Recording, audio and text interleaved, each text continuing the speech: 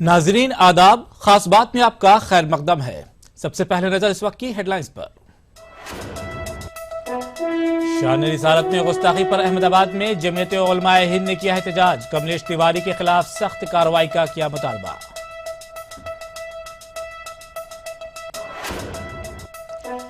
अहमदाबाद में अदम रवादारी पर तेज हुआ पोस्टर वॉर। शाहरुख खान की आने वाली फिल्म में दिलवाले निशाने पर।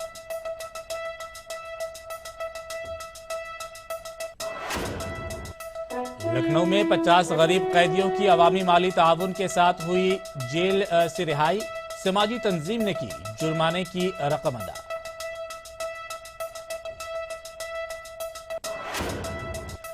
और बीजेपी ने इंतखाबात के दौरान गोश्त का कारोबार करने वाली कंपनियों से चंदा वसूल किया था। इलेक्शन कमीशन ने किया खुलासा।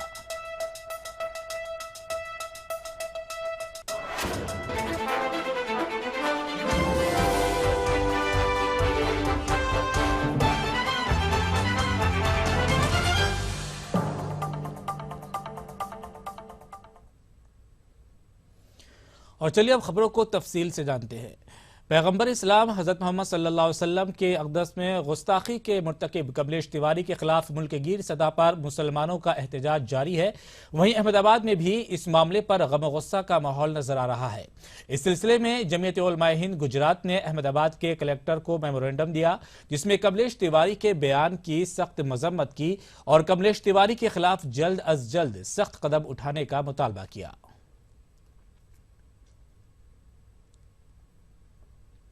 कमलेश तिवारी ने जो गुस्ताखी की है हुजूर की शान में और उसके खिलाफ पूरे मुल्क में एक हंगामा मचा हुआ है। कमलेश तिवारी इसका कोई बड़ा मामला नहीं है। असल में तो कमलेश तिवारी हथियार है या माउथ पीस है उन लोगों का जो देश में अशांति फैलाकर देश में गड़बड़ खड़ी करना चाहते हैं। उसी साजिश की एक कड़ी है कमलेश तिवारी। अब देखो रोज़ाना नए नए इस तरह के लोग बयान दिया करते, पूरी एक उनकी एक टोली है जो ये सब कर रहे हैं। इसलिए हमारी फिक्र यह है कि अगर ये हालत रही तो देश की तरक्की में रोड़े अटकेंगे। मुल्क में जहां अदम रवादारी का माहौल है और हर कोई इस मसले पर बहस कर रहा है, वहीं गुजरात के अहमदाबाद में पोस्टर वॉर दिखाई दे रहा है। इस मर्तबा निशाने पर है शाहरुख खान की आने वाली फिल्म दिलवाले। पोस्टर के जरिए इस फिल्म को बाइकआउट करने की अपील की जा रही है। पोस्टर में कई तरह के स्लोगन भी दर्ज है। आने वाले दिनों में क्या इसका कुछ असर होगा, इसका जायजा लिया है हमारे नुमाइंदे आरिफ आलम ने। मुल्क में जहां असहिष्णुता और रवादारी के मामले को लेकर बहस छिड़ी हुई है, वहीं आप देख सकते हैं कि अहमदाबाद के सुरंजनी इलाके में दिलवाले का पोस्टर लगाकर इस फिल्म के मुखालिफत में विरोध प्रदर्शन किया जा रहा है और लिखा गया है कि टूथपेस्ट में नमक हो या ना हो, लेकिन खून में देश का नमक होना ज़रूरी है। तो कहीं ना कहीं साफ मैसेज दिया जा रहा है कि आने वाले दिनों में जिस तरीके से शाहरुख खान की फिल्म आने वाली है, उसकी मुखालिफत में अहमदाबाद में ख़ास तौर से इस तरीके से प्रोग्राम किए जा रहे हैं ताकि उनके फिल्मों को सिनेमाघरों में आने से रोका जाए। कैमरामैन धवल पटेल के साथ आरिफ आलम, ETV न्यूज़, अहमदाबाद। हुकूमत उत्तर प्रदेश के वजीर जेल रामोवालिया ने पेशरफ्त करते हुए ऐसे 50 कैदियों की रिहाई को यकीनी बनाया है जो अपनी सजा तो काट चुके थे लेकिन पैसा ना होने के सबब जुर्माने की रकम अदा नहीं कर पा रहे थे। एक समाजी तंजीम की मदद से इकट्ठा की गई रकम ने न सिर्फ 50 कैदियों को खुली हवा में सांस लेने का मौका फराहम किया है, बल्कि इंसानियत की बेनजीर मिसाल भी कायम की है।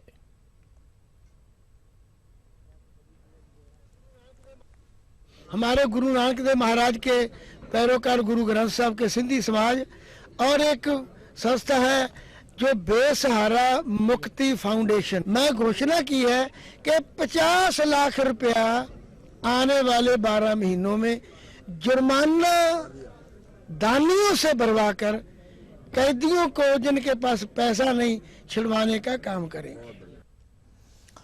महाराष्ट्र में बीजेपी के इख्तिदार में आते ही सबसे पहले बीफ पर पाबंदी आयद की गई, जिससे न सिर्फ कई लोग बेरोजगार हुए बल्कि रियासत की आवाम में खुराक का भी मसला खड़ा हुआ। लेकिन इलेक्शन कमीशन की वेबसाइट पर जो खुलासा हुआ है उसने बीजेपी के दोहरे मेयार को सबके सामने लाकर रख दिया है। इलेक्शन कमीशन ने खुलासा किया है कि बीजेपी ने इंतखाबात के दौरान गोश्त का कारोबार करने वाली कंपनियों से चंदा वसूल किया था। इस बात के खुलासे के बाद बीजेपी पर चौतरफा हमले शुरू हो चुके हैं। पेश है ये रिपोर्ट।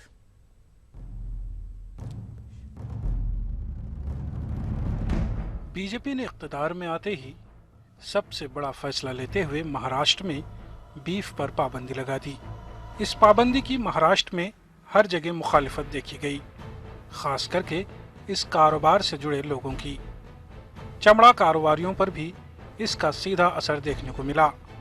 किसान अपने जानवरों को बेच नहीं पा रहे हैं। अब ऐसे में इलेक्शन कमीशन की वेबसाइट पर इस बात का इंकशाफ हुआ है कि बीजेपी को बीफ एक्सपोर्ट करने वाली कंपनियों ने लाखों रुपए का चंदा दिया है।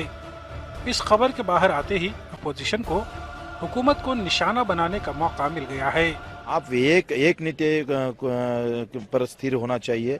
अगर आप बीफ को विरोध कर रहे हो तो और बीफ के कंपनी से पैसे ले रहे तो ये तो अफजल खान ने भी ऐसा नहीं किया था। इस तरह अगर बीजेपी आगे आती है तो बिल्कुल देश के लिए घातक हो सकता है। नहीं, ये तो कुल मिला के आप अगर बीफ एक्सपोर्ट करने वाली कंपनियों को अगर डाटा निकाल के देखेंगे तो उसमें 80% से ज्यादा कंपनियां भारतीय जनता पार्टी के नेताओं से ताल्लुक रखने वाले लोगों की कंपनियां हैं। अनेक राजस्थान के लोग हैं, जैन कम्युनिटी के लोग हैं, एक्सपोर्ट करने वाले सारे इन्हीं के डायरेक्ट इनडायरेक्ट इन्हीं के लोग हैं। तो इनका जैसे मैंने कहा कि ये दिखाते कुछ और हैं, करते कुछ और। दरअसल इलेक्शन कमीशन की वेबसाइट पर जो इंकशाफ हुआ है उसके मुताबिक साल 2013-14 में बीफ एक्सपोर्ट करने वाली मुंबई की 3 कंपनियों से बीजेपी ने 50 से 75 लाख रुपए चंदा वसूल किया है। इसका खुलासा होते ही अब सभी हुकूमत पर बीफ मामले पर दोहरा मियार अपनाने का इल्जाम लगा रहे हैं। अपोजिशन का कहना है कि बीजेपी की साठगांठ पर ये सारी कंपनियां बीफ एक्सपोर्ट कर रही हैं और बीफ पर पाबंदी से छोटे कारोबारियों को नुकसान हुआ है।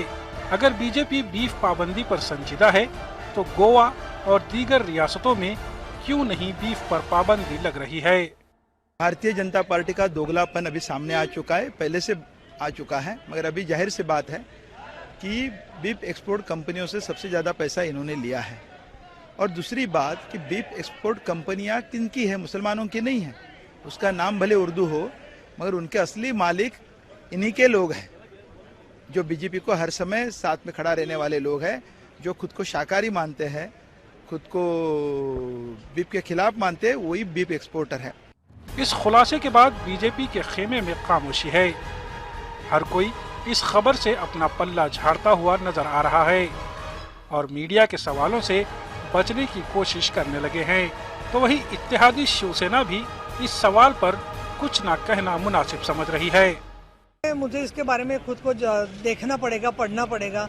इसकी मेरे पास पूरी जानकारी नहीं है, तो क्योंकि मेरे पास जानकारी नहीं है मैं इसके बारे में अपनी रिएक्शन नहीं दे सकती हूँ। जैसे मैं देख लूंगी मैं उसके बारे में जरूर कहूँगी। भले ही बीजेपी सवालों से भाग रही हो, लेकिन इलेक्शन कमीशन के इंकशाफ के बाद अब कई सवाल लोगों के जहन में उठने लगे हैं कि बीफ पर पाबंदी लगाकर हुकूमत बीफ एक्सपोर्ट करने वाली बड़ी कंपनियों को फायदा तो नहीं पहुंचा रही है, जहां छोटे कारोबार करने वाली कंपनियां बंद होने की कगार पर हैं। नागपुर से वसीम अंसारी की रिपोर्ट।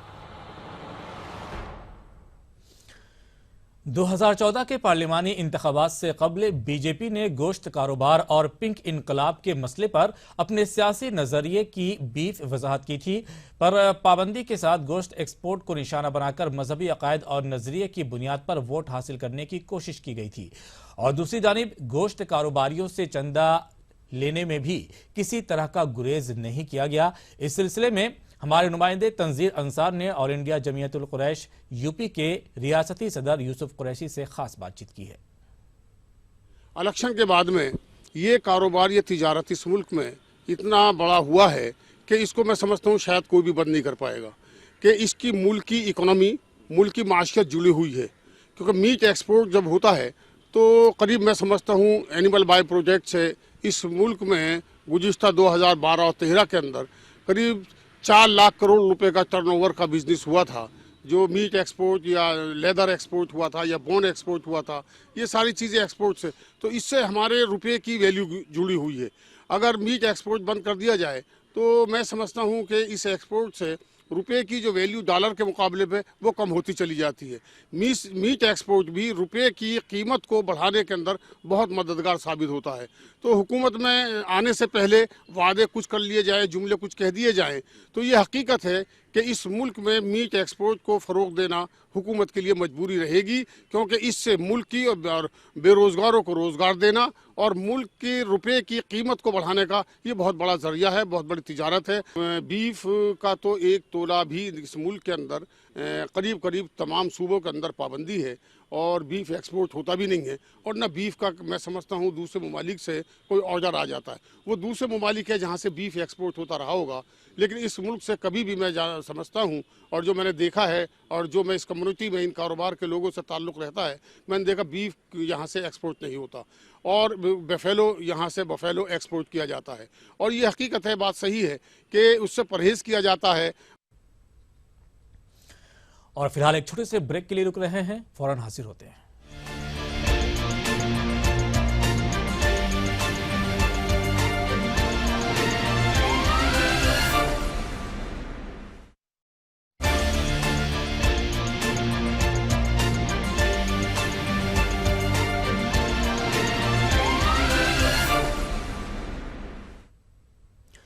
ब्रेक के बाद खास बात में आपका खैर मकदम है। अलीगढ़ मुस्लिम यूनिवर्सिटी के vice chancellor lieutenant general Zameeruddin Shah ने एक वफ्द के हमरा वजीर आजम नरेंद्र मोदी की रिहाइशगाह पहुंचकर उनसे मुलाकात की। मुलाकात के दौरान जमीरुद्दीन शाह ने वजीर आजम को अलीगढ़ मुस्लिम यूनिवर्सिटी के इल्मी, अदबी और तहकीकी खिदमात से वाकिफ कराया। शाह ने वजीर आजम से मुख्तलिफ उमूर पर भी तबादला ख्याल किया। वजीर आजम ने वफ्द को यकीन दिलाया कि वो अलीगढ़ मुस्लिम यूनिवर्सिटी के तमाम मुतालिबात को यकीनी बनाने की हर मुमकिन कोशिश करेंगे। मोहम्मद असलम और AMU अलुमनाई एसोसिएशन महाराष्ट्र के सदर मोहम्मद ने आज, तनवीर आलम ने आज वजीर आजम से उनके दफ्तर पार्लियामेंट हाउस में मुलाकात की। वाइस चांसलर जमीरुद्दीन शाह ने उन्हें यूनिवर्सिटी की जो तालीमी और तहकीकी सरगर्मियाँ हैं उनसे मुतारिफ कराते हुए कहा कि अलीगढ़ मुस्लिम यूनिवर्सिटी तालीम के मैदान में और तहकीक के मैदान में मुल्क की एक मुमताज़ यूनिवर्सिटी है, नुमाया खिदमात अंजाम दे रही है। इसके साथ साथ उन्होंने एक मेमोरेंडम भी वाइस चांसलर ने उनको दिया, जिसमें यूनिवर्सिटी के जो सेंटर्स हैं किशनगंज, मल्ला। महाराष्ट्र के साबिक रियासती वजीर और कांग्रेस लीडर अजहर हुसैन ने हुकूमत पर मुस्लिम रिजर्वेशन मामले में टाल मटोल करने का इल्जाम आयद किया। उन्होंने ETV से बात करते हुए कहा है कि मुसलमान हर एतबार से पसमानदा होता जा रहा है, जबकि मुसलमानों को अपने पैरों पर खड़ा होने के लिए रिजर्वेशन जरूरी है।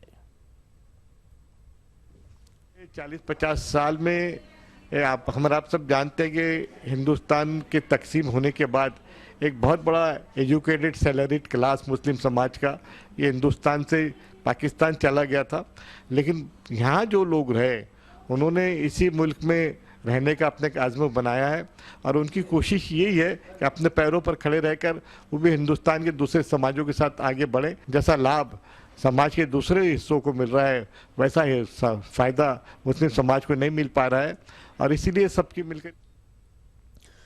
और लोकायुक्त की तकर्री के मामले में कांग्रेस और बीजेपी ने सुप्रीम कोर्ट के फैसले का इस्तकबाल करते हुए यूपी की मौजूदा समाजवादी हुकूमत पर सख्त तनकीद की है। बीजेपी का कहना है कि लोकायुक्त की तकर्री मामले में यूपी हुकूमत की नीयत ठीक नहीं थी। अपने व्यक्ति को चयन कराने के कारण उसकी नीति पारदर्शी नहीं रखी और न्यायालय के निर्देशों के बावजूद इसमें हीला हवाले की, और आज वो यह परिस्थिति आन पड़ी कि सर्वोच्च न्यायालय के देश की सर्वोच्च अदालत को कहना पड़ा कि आप नाम दीजिए, हम तय करेंगे। स्वाभाविक है सरकार ने नाम दिया और उन नामों में से किया, लेकिन जो काम सरकार को करना चाहिए था वो नहीं किया। इसलिए जो हम कार्य संस्कृति पर सवाल उठाते हैं, जो उत्तर प्रदेश में खराब होता ख़त्म होता वर्क कल्चर है, उसका ये परिणति है कि जो सरकार अपना काम ढंग से नहीं कर पा रही है। उत्तर प्रदेश की अखिलेश यादव सरकार कभी भी गंभीर नहीं रही। पहले तो 2 वर्ष के लिए वर्तमान लोकायुक्त का समय बढ़ाया श्री मल्होत्रा का, और बाद में उन्होंने जो नाम दिया उसे राज्यपाल ने रिजेक्ट किया। संजय लीला भंसाली की फिल्म बाजीराव मस्तानी 18 दिसंबर को रिलीज हो रही है, लेकिन इस फिल्म को लेकर तनाज़ो खत्म होने का नाम नहीं ले रहा है। मध्य प्रदेश के शहर इंदौर में मस्तानी के वारिसिन ने फिल्म में मस्तानी के किरदार को लेकर ऐतराज जताया है। इस फिल्म में मस्तानी को एक रक्कासा के किरदार में पेश किया गया है, जिस पर वारिसिन को ऐतराज है। मस्तानी के वारिसिन का कहना है कि उन्होंने फिल्म की स्क्रिप्ट दिखाने की मांग की थी, लेकिन उन्हें स्क्रिप्ट नहीं दिखाई गई।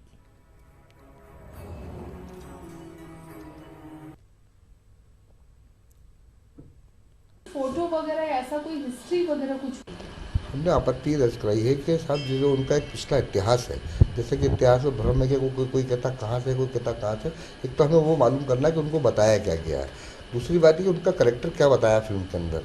तीसरी बात है नर्तकी बताया या उनको पत्नी बताया, ये भी अभी तक क्लियर नहीं हो रहा है। हमारा ऐतराज है कि एक बार फिल्म को रिलीज करने से पहले हम उनकी जो वंशज है वो बैठ के देख लें। अगर कहीं थोड़ी सी आपत्ति हमको लगेगी तो हम करेंगे उसके अंदर।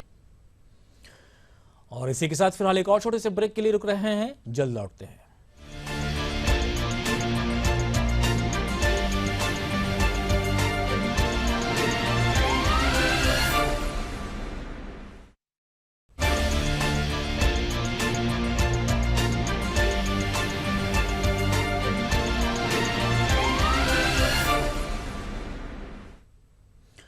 ब्रेक के बाद एक बार फिर आपका खैर मकदम है।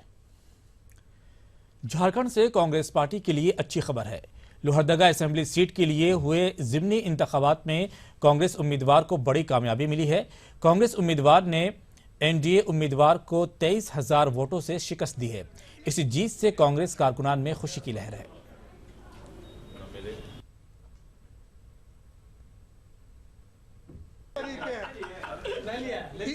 ये सही है कि लोहरदगा के मुस्लिम मतदाताओं ने बिहार के मुस्लिम मतदाताओं के तर्ज पर एक होकर के और सांप्रदायिक शक्तियों के खिलाफ जिस तरह से मत दिया है, कांग्रेस पार्टी का अपना मानना है कि हम 99% मुस्लिम मतदाताओं के समर्थन लेने में कामयाब रहे हैं और हम उनको समर्थन दिया है। और जिस तरह से लोहरदगा के मुसलमानों ने ये आगाज किया है, हमको लगता है कि झारखंड के तमाम मुसलमान, चाहे पाकुड़ के हो चाहे कहीं के हो, उनके चेहरे पर मुस्कुराहट आई है।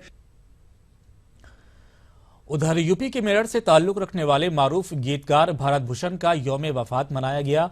इस सिलसिले में मेरठ के CCS यूनिवर्सिटी के शोबे उर्दू में एक प्रोग्राम का इनेकाद किया गया, जहां इनको खिराज अकीदत पेश किया गया। इस मौके पर भारत भूषण की जिंदगी पर तैयार की गई दस्तावेजी फिल्म भी पेश की गई।